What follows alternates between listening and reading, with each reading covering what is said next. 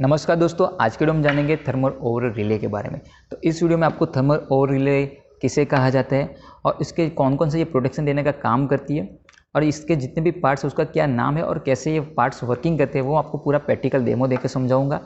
और इसकी एप्लीकेशन यानी कि इंडस्ट्री में कहाँ कहाँ पे इसका यूज़ किया जाता है और लास्ट में इसका जो भी पार्ट्स उसको मैं आपको प्रैक्टिकली डेमो देकर उसको बताऊंगा कैसे ये इसका जो भी पार्ट्स है वो कैसे काम करते हैं। टिपिंग यानी अगर टेस्ट बटन हुआ तो कैसे वो काम करता है और इसके जो टर्मिनल उससे कैसे कनेक्शन किया जाता है, टिपिंग इंडिकेटर का कनेक्शन कैसे किया है वो पूरा मैं आपको डिटेल में प्रैक्टिकल वीडियो में समझा दूंगा। तो दोस्तों मेरा नाम है पारस और इलेक्ट्रिकल ट्रेनर चैनल में बहुत बहुत स्वागत है। तो यहाँ पे हम बात करेंगे थर्मल ओवर रिले यानी कि OLR, शॉर्ट में इसको OLR कहा जाता है, ओवर रिले। तो ये हमारा जो थर्मल ओवर रिले है वो one type of electrical device है जो हमारी इलेक्ट्रिकल मोटर होती है सिंगल या 3 फेस, तो उसको ओवर हीटिंग या ओवरलोड से प्रोटेक्शन देने का काम करती है। ओवर हीटिंग या ओवरलोड उसके बारे में हम बाद में बात करेंगे, पर ये मेन चीज़ जो अगर ओवरलोड होता है तो उसमें क्या होगा, अगर करंट बढ़ने लगता है, करंट बढ़ता है तो उस टाइम पे ये हमें प्रोटेक्शन देने का काम करती है, यानी मोटर को जलने से बचाती है। ठीक है, तो वो जो कौन कौन से प्रोटेक्शन देते हैं उसके बारे में बात करें तो पहला हमारा आएगा मेन ओवरलोड प्रोटेक्शन।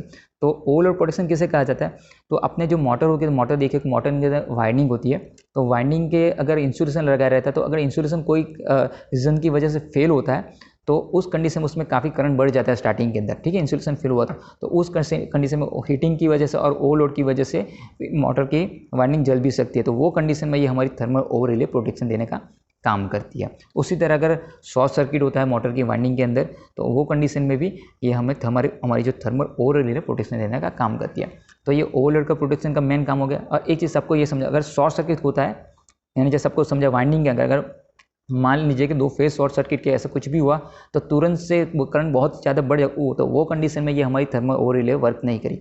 ये अगर इंसुलेशन फेल होता है या वाइंडिंग शॉर्ट होता है तो धीरे धीरे जैसे ओवरलोड की वजह से करंट बढ़ेगा उसी टाइम पे ये हमारी थर्मल ओवर रिले काम करते थे। ये पॉइंट आपको काफ़ी ध्यान में रखना होगा। ठीक है, शॉर्ट सर्किट प्रोटेक्शन नहीं देती है। ठीक है, उसके लिए फिर हमें MCB का यूज़ करना पड़ेगा। और दूसरा जो उसका प्रोटेक्शन देती है फेस लॉस या फेस फेलियर, यानी अगर 3 फेस हमारे आ रहे हैं और 3 फेस में कोई एक फेस चला जाता है तो उस कंडीशन में क्या होगा, मोटर पर काफ़ी बर्डन होगा और वो बर्डन की वजह से ओवर हीटिंग हो सकता है, तो वो कंडीशन पर भी हमारी थर्मल ओवर रिले प्रोटेक्शन देने का काम करती है। और जो तीसरा है एक्सेसिव लोड, मान लीजिए कि आपकी 3 HP की मोटर है जो 10 या 15 एम्पीयर करंट ले रही है।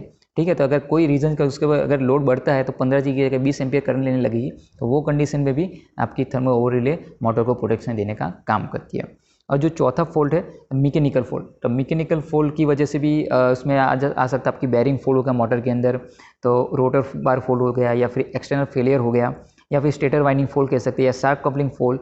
तो जब भी ये फॉल्ट होता है मैकेनिकल फॉल्ट तो उसमें ओवर हीटिंग की वजह से और या ओवरलोड की वजह से मोटर की वाइंडिंग भी खराब हो सकती है या मोटर भी खराब हो सकती है, तो वो कंडीशन में भी हमारी थर्मल ओवर रिले प्रोटेक्शन देने का काम करती है।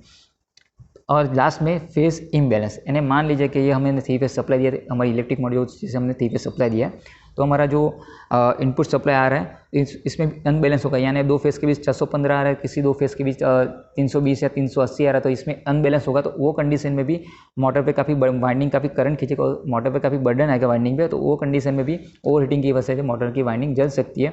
तो वो कंडीशन में भी हमारी थर्मल ओवर रिले प्रोटेक्शन देने का काम करती है, यानी फेस अनबैलेंस हुआ तो वो कंडीशन में भी हमें प्रोटेक्शन देने का काम करती है। तो जैसे हमने डिस्कस किया ये सारे हमें protection thermal over relay provide करती है। अभी इसके पार्ट्स के बारे में बात करेंगे तो यहाँ पर आप देख सकते हैं, तो ये मेरे पास 2 अलग अलग कंपनी की थर्मल ओवर रिले है, एक हमारी स्नाइडर कंपनी की है और ये हमारी लोकल मार्केट की है। तो यहाँ पे पहले मैं आपको यहाँ पे ये बता देता हूँ। तो इसके अंदर आप देख सकते हैं ये पोर्शन, तो यहाँ पे इसके टर्मिनल यहाँ देख सकते हैं, देखिए यहाँ पे ये इस तरह से, और ये जो टर्मिनल है इसको कॉन्टेक्टर के साथ लगाया जाता है। ठीक है, वो मैं आपको आगे चल के प्रैक्टिकल में समझा दूंगा। तो अगर आप ये पोर्शन को ध्यान से देखेंगे यहाँ पे तो मैं आपको ये इसमें पूरा डिटेल में समझा देता हूँ। तो ये इसको हम रखेंगे इस तरह से, तो ये देखिए, तो यहाँ पे हमारा इस तरह से रखते हैं। तो ये जो कनेक्टर जो इसके टर्मिनल है यहाँ पे देखिए कॉन्टैक्ट, तो वो हमारे जो कॉन्टैक्ट है वहाँ पे लगेंगे और जो उसका कनेक्शन है वो यहाँ पे 4 टर्मिनल दिए गए, 2 NO होते हैं नॉर्मली ओपन और 2 NC के लिए होते हैं। ठीक है, तो पार्ट्स के बारे में बता देता हूँ। तो पहला तो ये टर्मिनल का हो गया, ये टर्मिनल देखिए यहाँ से आउटपुट जाएगा मोटर में, तो ये इसको टर्मिनल कहा जाता है। यहाँ पे आउटपुट T1 T2 और T3 लिखा है यहाँ पे, तो ये हमारा टर्मिनल हो गया पहला पार्ट्स। ठीक है, जहाँ से हमारा आउटपुट मोटर में जाएगा। इसके बाद और ये दूसरे टर्मिनल देख सकते हो 2 NO के लिए और 2 NC के लिए होते हैं, वो मैं आगे चल के भी आपको समझा देता हूँ। इसके बाद एम्पियर रेटिंग सेटिंग दिया गया है। तो यहाँ पर आप देखिए ये इसको हम इस तरह से करेंगे। तो यहाँ पे ये देखिए, ध्यान से देखेंगे आप वीडियो में, तो ये हमारा ये एम्पियर रेटिंग सेट लिखा है, टेस्ट के ऊपर ये हमारा एम्पियर रेटिंग सेटिंग लिखा है, जो 12 एम्पियर से लेके 18 एम्पियर 18 एम्पियर तक का, ठीक है। वो डिपेंड करता है आप कितनी रेटिंग का ये रिले जो थर्मल ओवर रिले वो परचेस करते हो, ठीक है। इसके बाद जो हमारा रीसेट बटन है, तो यहाँ पे ये देखिए, ये हमने यहाँ पे रीसेट बटन दिया गया है, इसको रीसेट बटन कहा जाता है, ठीक है। इसमें मैनुअली और ऑटोमेटिक दोनों है, वो मैं आपको प्रैक्टिकल में आगे चलकर समझाऊंगा। तो अभी ये मैनुअली है, और अगर आपको ऑटोमेटिक रखना तो इसको प्रेस कर इस तरह से करना रहता है, तो ये ऑटोमेटिक मोड में आ जाएगा, ठीक है। तो ये हमारा हो गया रीसेट बटन मैनुअली और ऑटोमेटिक। अभी ये ऑटोमेटिक है, इसको इस तरह से रखेंगे तो ये मैनुअली हो जाएगा। इसके बाद ऑक्सिलरी कॉन्टैक्ट, जो ऑलरेडी मैंने समझा, 2 NO के लिए और 2 NC के लिए होते हैं, ठीक है। तो NO में कौन से कनेक्शन किए जाते हैं और NC में कौन से कनेक्शन किए, वो मैं आपको प्रैक्टिकली वीडियो में समझा दूंगा आगे चल के। इसके बाद आप देखेंगे यहाँ पे ये टेस्ट बटन लिखा, तो यहाँ पे ये टेस्ट बटन को इस तरह से आपको प्रेस करके यहाँ पे प्रेस करेंगे तो ये आपका जो मैनुअली आप इसको टेस्ट कर सकते हैं, जो अगर मोटर को, वो आपको प्रैक्टिकल में भी बता दूंगा कैसे इसका डेमो, कैसे टेस्ट बटन को वर्क करता है, ठीक है। इसके बाद स्टॉप बटन, ये यहाँ पे स्टॉप बटन अलग से दिया गया है। तो ये मेरे पास थर्मल ओवर रिले के अंदर इसके अंदर अलग से स्टॉप बटन नहीं दिया गया, ये मैनुअली इसके अंदर टेस्ट का बटन इस तरह से यहाँ पे दिया गया है, ठीक है। जैसे टेस्ट का लिखा है, ये टेस्ट का बटन इस तरह से, ये टेस्ट का बटन ऑलरेडी यहाँ पे दिया, इसको प्रेस करेंगे तो आप मैनुअली भी इसको मोटर को टिप करा सकते हैं। और यहाँ पे स्टॉप बटन दिया गया है, यहाँ पे ये देख सकते हैं, ये स्टॉप का बटन दिया है, ठीक है। तो ये अलग से अगर आपको रिमोट वायरिंग करना होगा तो स्टॉप बटन नहीं यूज़ करना, ये आप ये वाले बटन का भी यूज़ कर सकते हैं। तो ये स्टॉप बटन हो गया, स्टॉप का फंक्शन दिया। और लास्ट में ये स्टेटस, इसी में इंडिकेटर भी होता है, अगर ट्रिप होती है मोटर तो इंडिकेटर भी अलग से दिया जाता है। और यहाँ पे ये देख सकते हैं टैग, इसको टैग कहा जाता है। अगर आपको नंबरिंग करना है, अगर आपने दूसरी मोटर कोई मोटर का नंबरिंग किया तो उसके साथ उसको मैच रखना हो नंबरिंग के हिसाब से, तो ये टैग पे आप नंबर लिख के भी कर सकते हैं, ठीक है। यानी आपको आसानी होगी, कौन सी मोटर के लिए कौन सा रिले का यूज़ किया वो आपको पता चल गया। तो ये उसके पूरे पार्ट्स है जो मैंने आपको अभी प्रैक्टिकली दिखा दिए। अभी मैं इसको पूरा कनेक्शन भी आपको आगे चल के वीडियो में समझा दूंगा, ठीक है। अभी इसकी जो मेन एप्लीकेशन यानी कहाँ पे ये यूज़ है उसके बारे में हम बात करेंगे। तो मोस्टली जो है हमारे थर्मल ओवर रिले, जो हमारी इलेक्ट्रिक मोटर है सिंगल फेज आती है, वहाँ पे इसका यूज़ किया जाता है। इसके बाद जो फैंस होते हैं, पंप्स होते हैं, compressor, mixer, conveyor, elevator, small machine जो होती है, जनरेटर सेट होती है, इंडस्ट्रियल UPS होते हैं, वहाँ पे ये हमारी थर्मल ओवर रिले का यूज़ किया जाता है, ठीक है। तो दोस्तों जैसे मैंने आपको थर्मल ओवरऑल के बारे में जो डिटेल में समझाया, तो यहाँ पे हम इसका प्रैक्टिकल डेमो देख लेते हैं कि कैसे इसका वायरिंग किया जाता है। वायरिंग में मैं आपको पूरा डिटेल में नहीं बताऊंगा, बेसिक समझा दूंगा। उसका पूरा वायरिंग का मैं अलग से वीडियो बनाने की ट्राई करूँगा।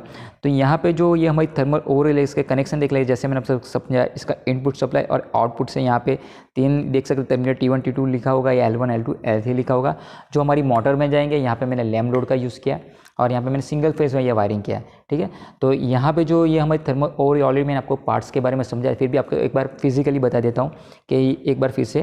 तो ये हमारी रिले का सेटिंग हो चुका, यहाँ से आप 12 से 16 22 तक जितना इसका रेटिंग होगा उसके हिसाब से आप यूज़ कर सकते हैं। ये स्टॉप बटन के लिए, ये हमारा रीसेट बटन है जहाँ पर इसको मैनुअली ऑटोमेटिक कर सकते हैं। मेरे पास जैसे मैंने आपको दूसरा समझाया था, ठीक है। यहाँ पे स्टॉप बटन टेस्ट बटन के लिए दिया गया है और यहाँ पे स्टॉप बटन अलग से दिया है, ठीक है। तो इसका भी मैंने आपको यूज़ बता दूंगा। और यहाँ पे रीसेट बटन है जिसके अंदर मैनुअली ऑटोमेटिक कर सकते हैं। और यहाँ पे ये देख सकते हैं जो जिसके ऑक्सिलरी कॉन्टैक्ट है, यहाँ पे 2 NO और 2 NC। तो ये 2 NO इंडिकेटर के लिए, जैसे मैंने आपको समझाया इंडिकेशन के लिए अगर टिप होती है, और ये हमारे कंट्रोल वायरिंग के लिए। तो अभी हम इसका प्रैक्टिकल डेमो देखते हैं। जैसे मैं यहाँ पे MCB ऑन करता हूँ, ठीक है। तो ये हम मोटर को स्टार्ट करते हैं। तो ये हमारी मोटर ऑन हो चुकी है। ये अभी मैंने पूरा वायरिंग DO स्टार्टर के लिए किया है। तो भाई हमारी मोटर ऑन कंडीशन में। अभी यहाँ पे हम क्या करेंगे, यहाँ पे जो टेस्ट बटन अलग से यहाँ पे दिया गया, तो यहाँ पे जो टेस्ट बटन है, तो यहाँ पे आप देख सकते हैं जो रिले यूनिट है, तो इसके यहाँ से नीचे यहाँ पे देख सकते हैं, यहाँ पे टेस्ट के लिए लिखा है। तो यहाँ पे इसके अंदर इस तरह से ये वायर डाल के मैं आपको मैनुअली टिपिंग करके बताऊँगा और कैसे ये काम करता है वो भी हम जानेंगे। तो अभी ये मैनुअली इसको टिप करने जा रहा हूँ। तो यहाँ से इस तरह से प्रेस करूँगा। अगर मैं जब ऑटोमेटिक कब ट्रिप होगी, जब ओवरलोड यानी जो करंट बढ़ता जाएगा, उसके बाद 12 पर सेटिंग किया, उसे 12 से 13-15 एम्पीयर होगा, तो थोड़े टाइम के बाद ज़्यादा लोड की वजह से ये टिपिंग होगी। तो अभी हम इसको मैनुअली कर रहे हैं। तो यहाँ पे इस तरह से, यहाँ पे ये रिले सेटिंग के नीचे यहाँ पे दिया गया होल, छोटा सा होल जैसा होगा यहाँ पे, वहाँ से आपको इस तरह से इसको प्रेस करना है। तो ये देखिए, ये अभी मोटर हमारी ट्रिप हो चुकी है। और ये जो इंडिकेटर के लिए जो हमने लैम्प इंडिकेटर यूज़ किया, जो हमने एनो ऑक्सिलरी कॉन्टैक्ट जो एनो वहाँ से कनेक्शन किया, तो ये हमारा ऑन हो चुका है, यानी अभी हम मोटर टिपिंग कंडीशन में। अभी जैसे आप मोटर को ऑन करने जाओगे, यहाँ पे रीसेट बटन को हमने मैनुअली में रखा, तो ऑन करने जाएगा तो हमारी मोटर ऑन नहीं होगी, ठीक है। मैनुअली में क्या है, इसको हमको प्रेस करना पड़े तभी हमारी मोटर वर्क करेगी, यानी मैनुअल कंडीशन में अभी ऑन कर रहा हूँ, मोटर ऑन नहीं है, देखिए कुछ भी वर्क नहीं कर रहा। तो इसको भी मैं यहाँ पे प्रेस करूँगा रीसेट बटन को, ये मैंने प्रेस किया तो ये इंडिकेटर भी अभी ऑफ हो गया। अभी हम इसको स्टार्ट करेंगे तो ये हमारी मोटर ऑन हो चुकी है, ठीक है। तो अभी आपको पता चला मैनुअल का कैसे यूज़ करना। मैनुअल में अगर आप रखते हो तो आपको मैनुअली प्रेस करने जाना पड़ेगा, ठीक है। एक बार फिर से आपको बता देता हूँ, ये हमने टिप किया, अभी करेंगे कुछ भी वर्क नहीं करेगा, इसको प्रेस करना पड़ेगा यहाँ से इस तरह से, और फिर हमारी मोटर रनिंग कंडीशन में।